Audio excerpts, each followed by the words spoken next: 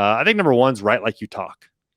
And by the way, all of these I have instilled into Jarvis. And so, what I'm telling you now, like you don't even really need these tips anymore if you use Jarvis, because he'll just do it for you. But one, write like you talk. I see a lot of people that they talk like a normal person, or they write emails to their friends and it's like engaging, and then they like write a marketing email and it gets super boring and gets super weird and like formal. I have started sending out to our email list of like over 100,000 people, these super short, very like raw emails, and they crush it. Like, hey, one to let you know the webinar was starting in 10 minutes. See you there? ? Dave, or like, see you there? Then the link, Dave. Like, takes 7 seconds to write. And it feels like a personal email. And so, I think just write like you talk, write like a normal person. That would be number one. Second one, focus on selling, not being creative. And this is for copywriting, right? I think there's a place for creative writing, but I think too many people are thinking, how do I be creative or witty or funny or whatever? But like in pure copywriting, like the goal is the sale. And if you say, well, which email is better?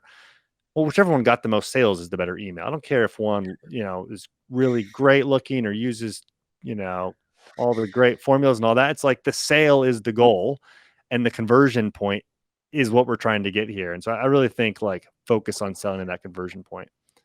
Well, and I think with that also, that is one thing that I see that comes up with that is like adding lots of graphics or making it a beautiful email. And I'm sure maybe you disagree, but from what I've seen, emails that are just text, like the one you just explained, are actually more often going to have a bigger impact and actually convert better. Yeah. Oh yeah. I never do any design in my emails. They're all plain text. And I mean, one, I just don't want to spend the time doing it. I don't have the skill to do it. But it's like, two, it just works a lot better. So I don't know why you would anyway. Third, keep your sentences simple.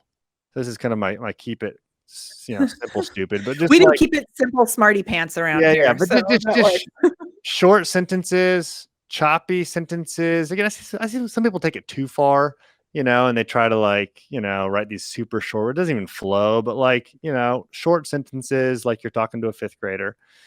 Number 4, use your customers' words, not your own. And so, I know our customer base pretty well. I know the problem we're solving pretty well.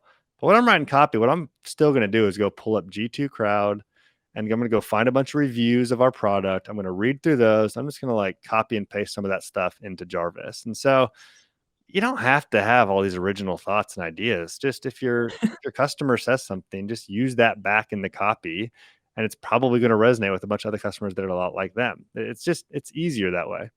That's an awesome way to get your Jarvis templates going to, if you have reviews on wherever it is that you have reviews, whether it's Google or G2 or whatever, Facebook, the places that you may have reviews, or even comments in the chat, or things that people are writing in your Facebook group, things like that. Put that into Jarvis and see what Jarvis spits out from there too. I think that's a cool way. Yep.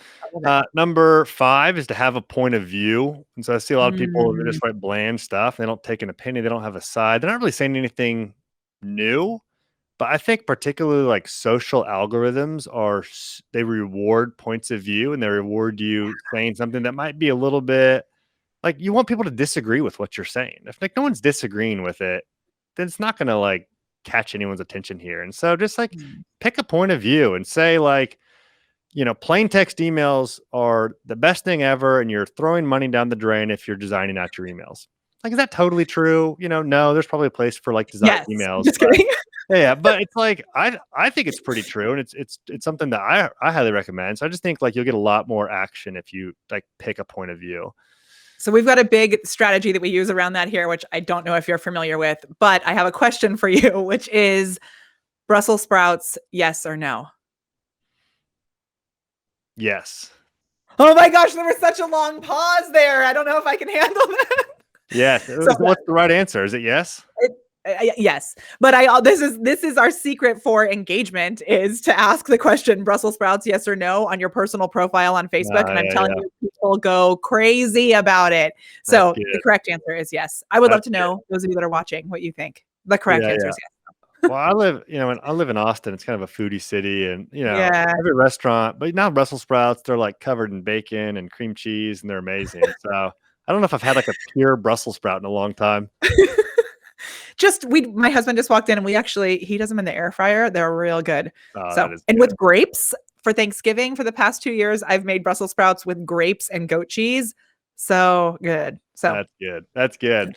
Okay, cool. Last two. Number 6, have a strong call to action. Again, maybe it's obvious. I see a lot of people write good copy and then they kind of like leave it off at the end. I'm always ending every piece of copy with, here is exactly what I want you to do. Click this ad.